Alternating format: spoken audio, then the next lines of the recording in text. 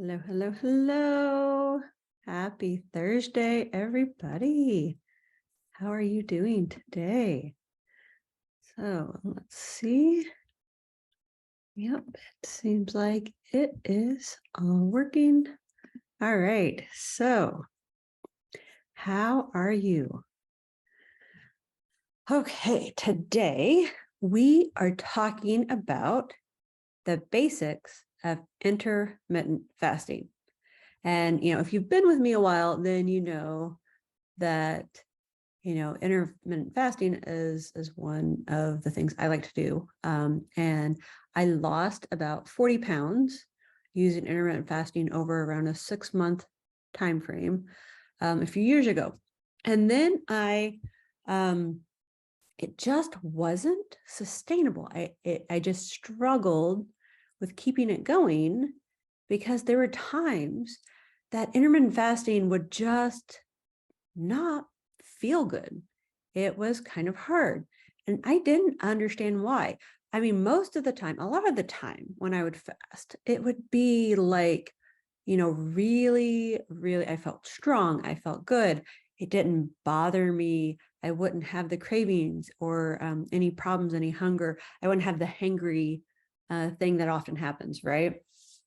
And now I kind of know and understand that during those times, my body probably was needing me to support my hormones by eating certain things. And because I was fasting, I wasn't giving my body what it needed. And so that was why I would struggle during those times. So today, just kind of get us back started. What is intermittent fasting, right? Intermittent fasting 101. Let's just go through those important basics again. Especially if you start to see stuff about cycle syncing your weight loss using fasting, also using keto, also, using certain types of foods during certain types of times of the month when you're building certain hormones that support you as a woman in your cycle, right? So if you use any of those things, then you want to make sure you understand the basics of what you're doing. So let's start with the basics. So this is whether you fasted before, or you've had struggles, or maybe you're just a complete beginner when it comes to fasting. This 101 is for you. So let's get started. First things first, what is intermittent fasting? So simply put, it's an eating pattern that cycles between periods of eating and not eating. Not a diet per se, because you're not specifying certain things to eat at certain times. It's just eating or not eating. So it's kind of a way of structuring your meals to optimize your body's natural processes. Intermittent fasting is a natural part of what your body does. You already do it every night. You are asleep and you're not eating. So whatever amount of time that is, right? For most people, it's like a 7 to 9 hour thing. And then you account for the time before you go to bed, right? That you're not eating, the time when you wake up before you eat, right? So that actual intermittent fasting time that you already do is probably somewhere between, 8 to 10, maybe even 12 hours, right? If you're someone who eats breakfast when you first wake up. For others, it's potentially even longer. So you already do this. So what we're trying to use it to do is help recalibrate your body. So I mean, just thinking of if you are or would be potentially categorized as obese, often, with that, it kind of indicates that you might have an insulin resistance or other metabolism type of thing happening in your body. That's causing some kind of issue with how your body is processing what you eat, involving what hormones are sent out at certain times, right? Because your body's not signaling what's happening and what needs to happen, or you're just not listening to it because you've been trained to not listen to those signals. So intermittent fasting can kind of help you tap into your body's innate ability to burn fat for fuel, can kind of help with some hormone balancing, right? For example, with your ghrelin, which is when you're hungry, and your leptin, which says that you're satiated, that you're full, or that you've had enough, right? So it can kind of help with that, help with some insulin balancing, right? And boost your overall well-being. So what are some of the other benefits of intermittent fasting? It can enhance your metabolism because you potentially improve your insulin sensitivity. It can promote autophagy for cellular repair. Of course, that's at longer times of intermittent fasting that autophagy will start to happen somewhere around, for most people, right? Everyone's different. Somewhere around 17 hours of fasting is when that starts to happen. And it can help you achieve your natural weight. It also can help promote mental clarity and focus and give you energy. When your body processes fat as fuel, then it kind of changes how some of that happens in terms of how your brain functions when you're using fat to fuel it versus using carbs or sugar to fuel it, right? And then also that fat will provide different energy types to your body as well. Understand that your muscles, right, are wanting you to have that more of that the carbohydrate, that type of fuel, right? Whereas your brain can function on both. So that's where you want to just kind of understand that your body functions differently with different types of fuels. And then I did mention natural weight. So your body kind of has a set point. And right now it's based on where you're at. So if you're kind of maintaining whatever weight you're at, whether that's, something that would be considered obese or something that is not, or, there's kind of a set point and your body kind of wants to stay there. Why? Because your brain knows that you are safe right now and wants to stay safe. So a lot of times, when you do something like drastically change your weight, then your brain and your body sees that as more of a threatening situation, an unsafe thing. So it'll want to put you back where it knew that you were comfortable. So just intermittent fasting can kind of help to reset that set point as well. And understand you may lose weight in fasting, right? But that new set point may not be that lowest weight that you're at. It is probably a little bit higher than the lowest weight you get to. So understand that you still may fluctuate a little bit, even though you've done fasting, especially if you stop fasting. And then, you have the potential to then, especially if you then start eating differently or back to the way you were, your body will kind of go back to where it was. So let's talk about getting started with intermittent fasting. It's very simple, right? It's not eating. So you want to approach it, but you also want to approach it with compassion, because you don't want to be hard on yourself. If you're wanting or expecting yourself to fast for a certain period of time, right? Have compassion with yourself. If you end up deciding that, no, actually, I'm going to fast an hour or two less because I'm really hungry right now. Also, that's part of it is, right, intermittent fasting helps you to start to listen to your body.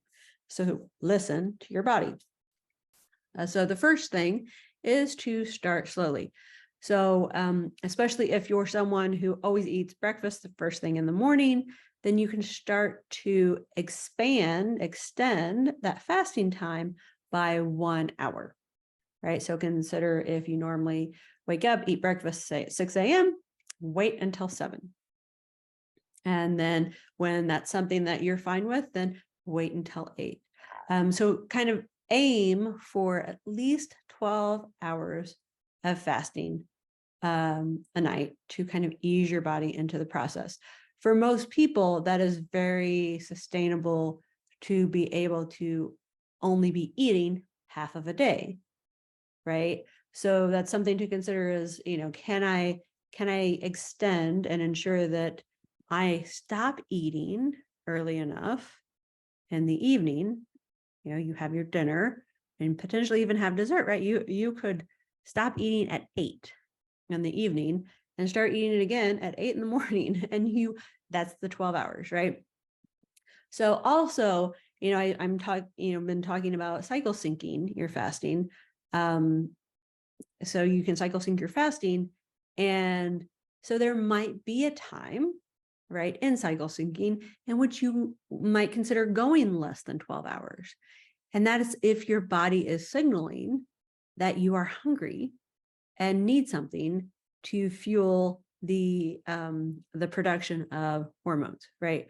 So also just kind of, if you have a lot of fat around your organs, like right in the middle, right, up in your chest and upper belly, right, then that may also kind of indicate more of an insulin resistant type of process happening in your body right now. And the signals that you're getting may not actually be working right. They may be more like cravings or, your brain telling you it's a certain time that you have to eat. So that's another reason to kind of go to that 12 hours, is kind of to create the space for your body to be fasted that long, so that you, over a period of, a week or two, to try to allow your body to then start to listen to and hear those signals again. The next thing, besides starting slowly, number 2, is to choose a fasting window that works for you, that aligns with your lifestyle and your preferences. So there are many, many programs out there, types of fasting. There's 16-8, there's 14-10, there's the 5-2 method. There's, you just want to experiment with what works for you. And then also, when we get into cycle syncing fasting, then you kind of want to do fasting links based off of your goals, and what you're willing to do, but also, what is that goal that you want? Because certain types of fasting help with certain things. Like I said before, if you need healing of some kind in terms of, you need some cellular repair, then you might want to do some longer fasts. So something around 17 hours or a little beyond 17 hours, to kind of then get that boost in your immune system to go out, eat up the dead cells, and repair and replace, right? So that's something you might want to consider as well, if one of your goals is to provide some healing for your body. So as you do fasting, your body gets more used to fasting, and then you start to be able to add in those longer fasts, like the one I was talking about for, cellular repair. And most important, if your healthcare provider approves that you can do these longer types of fasts, right? So, right now, especially if you're, taking a medication or you have any kind of health problem, your healthcare provider needs to know if you're considering doing any kind of fasting, because what is the impact of when you eat on whatever your, health issues are, your health history, your, your, when you take your medicine, how that medicine is absorbed, things like that. You want to understand that and discuss that with a healthcare provider to ensure that for you, it's something you can even do. So don't do any fasting beyond your normal nightly fasting. Don't do anything additional without asking if that is something that's appropriate for your health conditions. And the third thing, so right, start slowly, choose a window that works for you, and then stay hydrated. So And during fasting, you want to focus on staying hydrated with water or herbal teas, black coffee, something that has no calories in it, but also doesn't have any kind of artificial sweeteners or anything like that, because that will boost your insulin and take you out of fasting. So water, herbal teas, black coffee, now something that will also pull you out, but something that I use when I do like longer fasts, because there's very small amount of calories in it, and so then you also then kind of get back into a fasted state quickly, is like bone broth, right? But hydration is critical for your well-being, and it helps to flush out the toxins that your body are processing, right? And sometimes your body is not able to process toxins. So what does it do with those toxins? It stores them in your fat. So when you lose weight, when you use fat, sometimes you are adding toxins back into your blood system that then goes and gets processed in your liver.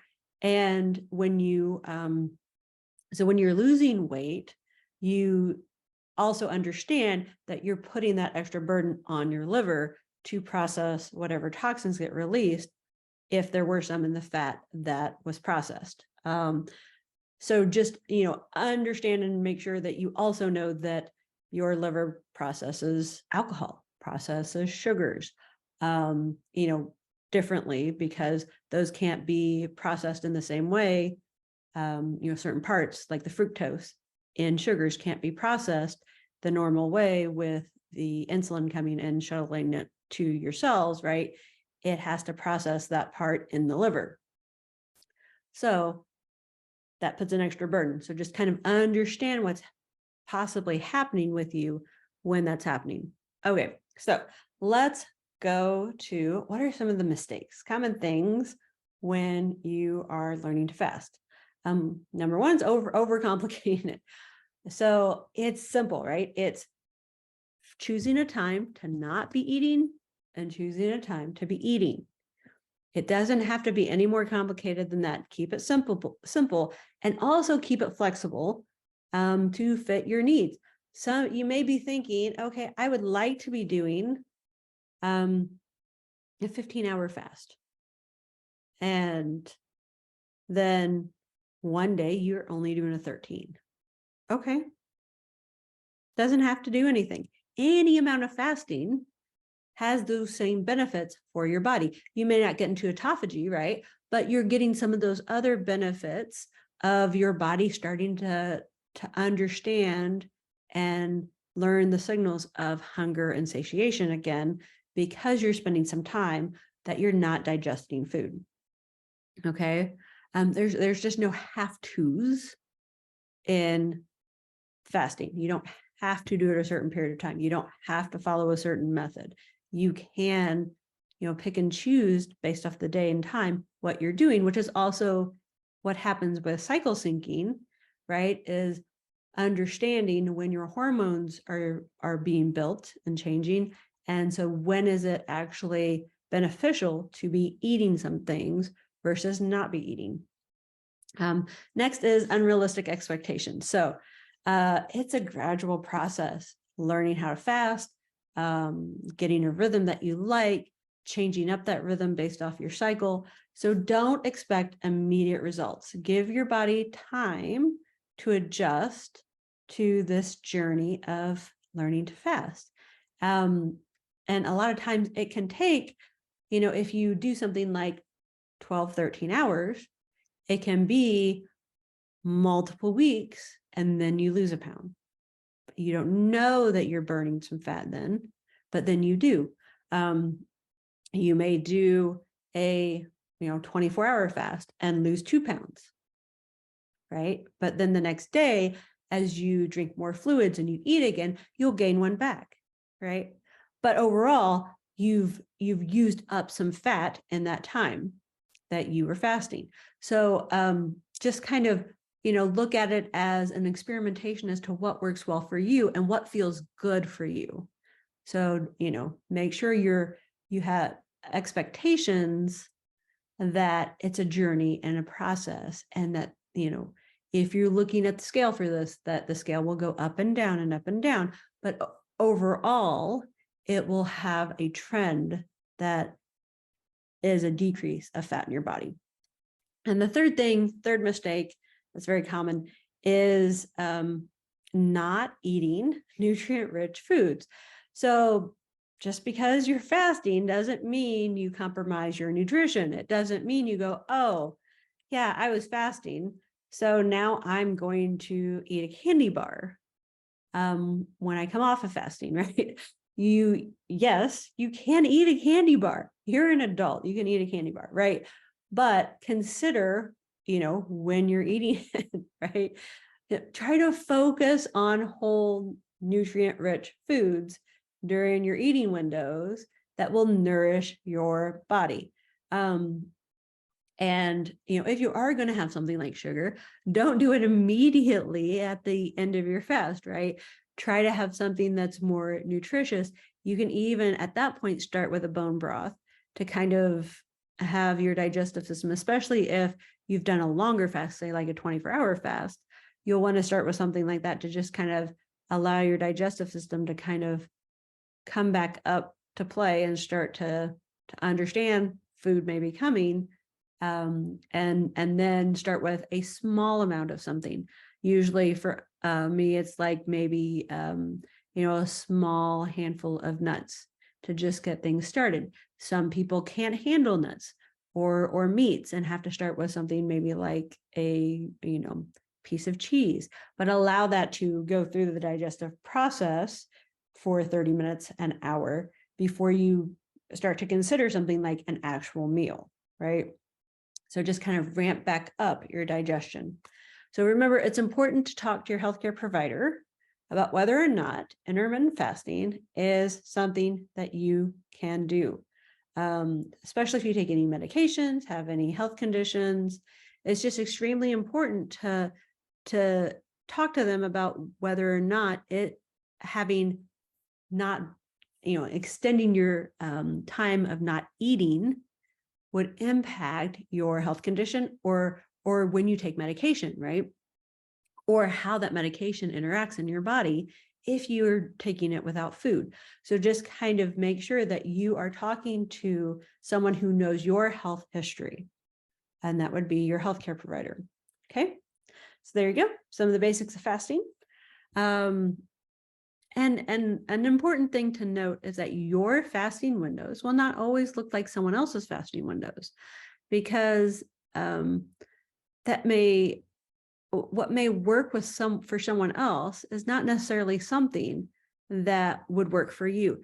We are individual, and we need to make sure that what we choose for ourselves meets with our needs and our lifestyle. And if you'd like help, I'm here to support you. If you want to dive deeper into intermittent fasting, I have an intermittent fasting masterclass that kind of covers the basics. It doesn't have the cycle syncing in, but it covers the basics of here's the types of intermittent fasting that most people tend to use. And if you're wanting a personalized approach, I'm going to be launching a new one-on-one coaching program for 3 months that gives you kind of the basics of cycle syncing for weight loss. And that one of the components that uses is intermittent fasting is one of the potential components to use. You don't have to use it with the cycle syncing, but it is one that is beneficial to use. Also keto. There's also certain foods that you can use during your cycle that help to support your hormones. But just kind of, that idea of cycle syncing for weight loss. If it's something you're interested in, then comment below. Message me with yes to cycle syncing, email me, let me know that you're interested, and I will let you know when I'm going to get that cycle syncing for weight loss program started. Thank you for joining me for Intermittent Fasting 101 today. Remember, you are strong and capable and deserving of self-love and nourishment, especially nourishment with whole foods that are good for your body. So stay open, persistent, and compassionate on your journey to a healthier, happier you. So until next time, have a beautiful wonderful day. Bye.